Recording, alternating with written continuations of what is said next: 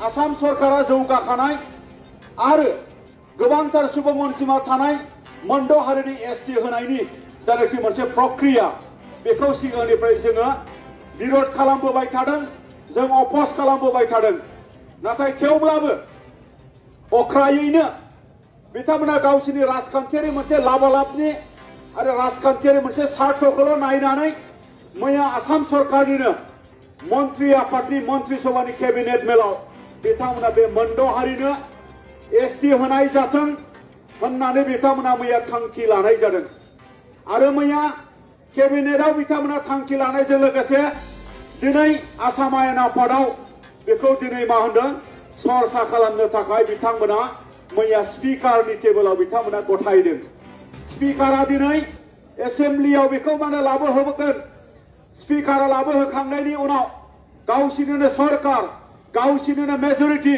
बेवहाय जेबो दान्थे बिदान्थे जायाल'सियैनो दिनै मा होनदों आसाम एसेम्ब्लियाबो नखर बिफानसिम भारत सरकारनि हम मिनिस्ट्रिसिम मोनद' हारिनि एसटि होनांगौ होननानै जेनाखि मोनसे ग्रेन्ट जेबायदि मोनसे पारमिशन जेबायदि मोनसे सेंक्शन जेबायदि मोनसे गनायथियारि एप्रुभेल बेखौ हरनायनि जेनाखि मोनसे परिकल्पना आरो जेनाखि थांखि लानो नागिरनाय बियो जोंनि थाखाय खोब दुखु गोनां बाथ्रा बियो जोंनि थाखाय सहायथाव बाथ्रा नङा बियो जोंनि थाखाय माने गनायथाव बाथ्रा नङा मानगोनां नोंथांमोन बेनि थाखायनो जोङो बेखौ होबथानायजों जोङो दिनै बे हाबाफारिखौ दिनै जोङो बेखौ लानाय जादों मानगोनां नोंथांमोन आरोबाव ओरैबायदिसिम बाथ्रा जों खोनाबावदों मानगोनां नोंथांमोन आनडिभाइडेड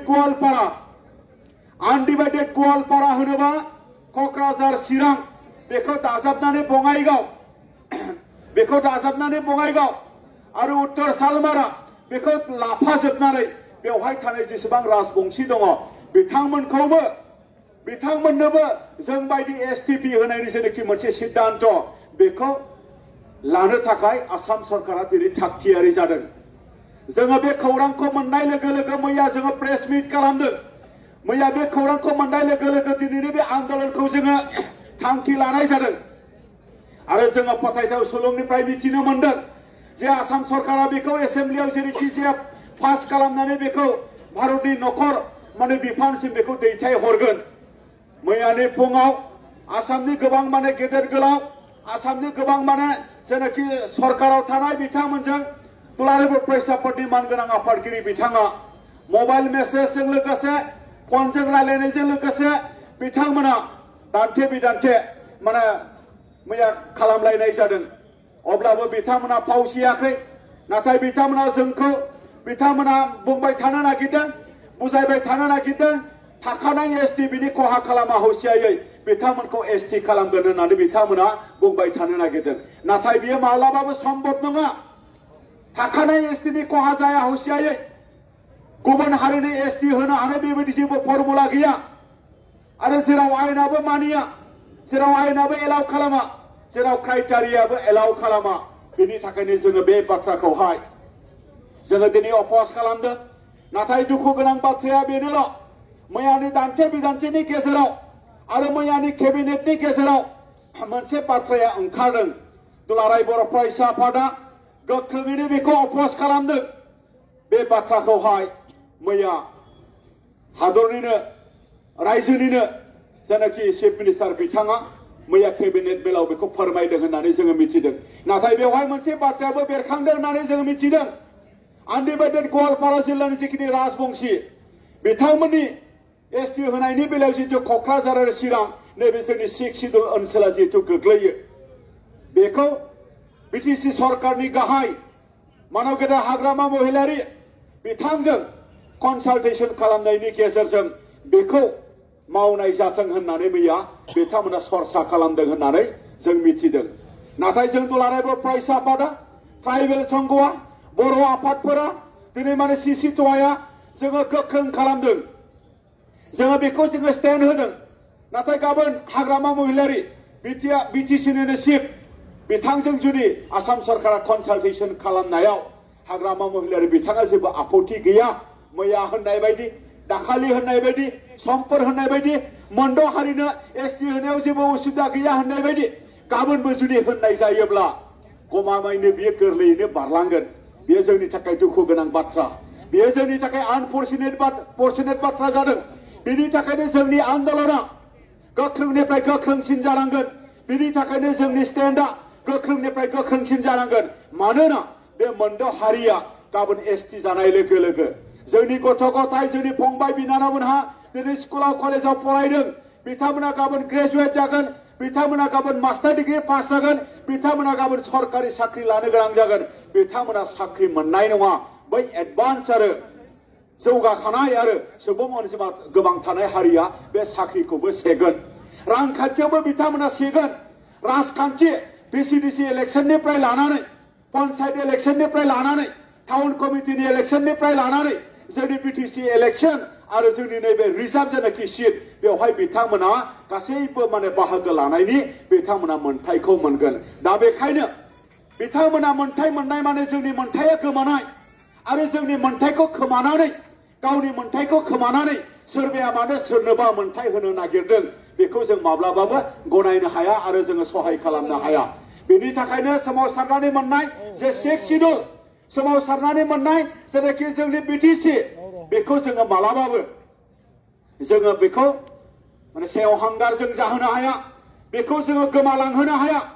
बिनि राजखान्थियारि मोनथाय, बिनि रांखान्थियारि जौगाथाय, बिनि सोलोंथाइनि जेनाखि जौगाथाय, बिनि जोंनि ट्राइबेल हारिफोरनि जेनाखि मोनसे ट्राइबेल हारिफोरनि जेनाखि मोनसे राइट्स बेखौ जोङो मालाबाबो जोङो हेव थांहोनायनि बाथ्रा जोङो मालाबाबो लुबैया। बेनि थाखायनो आं गोबां बाथ्रा बुंनो लुबैयाखै। दिनै जोङो दुलाराय बर' फरायसा आफाद, बिनि थाखायनो ट्राइबेल संघ, बिनि थाखायनो गुबुन गुबुन आफाद जोङो दिनै ज' जादों।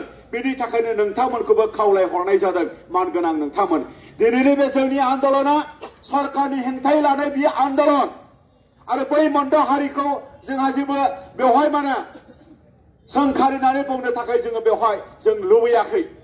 मानो होनबा जोंनि दावाया दिनै सरकारजों, सरकारा बेखौ रिथिं खालामनांगौ, सरकारा बेखौ सानफिननांगौ। बे मोनद' हारिखौ एसटि होनायनि बदलै बिथांमोननि जौगानायनि थाखाय बिथांमोना मा बेलेग रास्ता मा बेलेग बेबस्था खालामनो हायो बिथांमोननि बाथ्रा। नाथाय दिनै क्राइटेरियाबो मिलाया। दिनै बिथांमोनखौ जोंखौ क्राइटेरिया मिलायै बै हारिखौनो जोंनि केटेगरियाव जुदि सोयोब्ला जों गोमालांगोना बियो एखेबारे 100% सियर। बेनि थाखाय जे जोंनि जागरण, जे जोंनि सांग्रांथि, जे जोंनि सिरि मोनखांनाय, जेनाखि रागा जोंखांनाय, जेनाखि जोंनि दुंखांनाय बियो जोंना आरो बारा जानांसिगोन मानगोनां नोंथांमोन। बेखिनि बाथ्राजोंनो आङो दिनैनि बे हाबाफारिखौ मानो लानाय जादों नोंथांमोननो फोरमायबाय। आरोबाव हाबाफारि जोङो थिनानै दोनदों। गाबोन सानसे बादै समफोर 29आव दुलाराय बर' फरायसा आफादा बरमायाव बर'निनो जेसेबां आफादफोर दङ आरो बर'निनो जेसेबां धोरोमारि आफादफोर दङ गासिबखौबो हांख्रायनानै जोङो बिनि हेंथायै बाथ्रा बुंनो, बिनि हेंथायै गसंथानो थाखाय जोङो सावरायनाय हाबाफारि जोङो बरमायाव 29आव जोङो थि खालामदों। आरो बिनि उनाव जोङो गोख्रोंनिफ्राय गोख्रोंसिन माखासे आन्दोलननि हाबाफारिफोरखौ जोङो रनसायगोन जेराव नोंथांमोननि मदद नांगोन। मानोना जोंनि भबिष्यतखौ जों रोखा खालामनांगोन, जोंनि रैखाथिखौ जों रोखा खालामनानै लानांगोन। जोंनि मोनथायखौ जों खोमानो हाया। दिनैबो जोंनि हारिनि गेजेराव ओरैबायदि बाथ्रा बुंग्रा दङ जे बिबानो मोना होननाय, बुंबानो मोना होननाय। नाथाय दिनै सिस्टेमा दिनै पलिटिकेलि रान जायो। दिनै पलिटिकेलि दिनै गासिबखौबो सोलाय सोल' खालामजोबनो हायो। दिनै क्राइटेरियाबो मानसियानो बानायनाय। दिनै कमिसननि मानसिखौबो दिनै पलिटिकेलिनो सोलायनोबो हायो। दा बेखायनो असम्भब नङा बेफोर बाथ्राफोरा। दिनै RGIआबो बेखौ जेबो खालामाखै। बेखौ ग्रीन सिगनाल होदों। बेनि थाखायनो रायजो सभायाव बियो टेबोल जानानै दङ। दिनै ट्राइबेल कमिसनाबो गाबोन बाध्य जागोन। आसाम एसेम्ब्लिया लिरनानै हरखांनाय लोगो लोगो दिनै हम मिनिस्ट्रिया बेखौ खालामनांगौ होननानै बुङोबा RGI आरो मा बुंगोन, ट्राइबेल कमिसना आरो मा बुंगोन? बेखौनो जोंनि मानसिफोरा बांद्राय अभार कन्फिडेन्ट। जोंनि मानसिफोरा दिनै जोंनि नैबे आन्दोलनखौबो नुनानै जोंखौ सोरबाया मिनिग्रा दङ।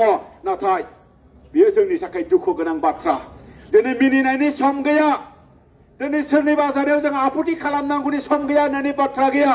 जोंनि रैखाथि आरो जोंनि सेफगार्डनि थाखाय जों गासिबखौबो जोङो खावलायदों। जों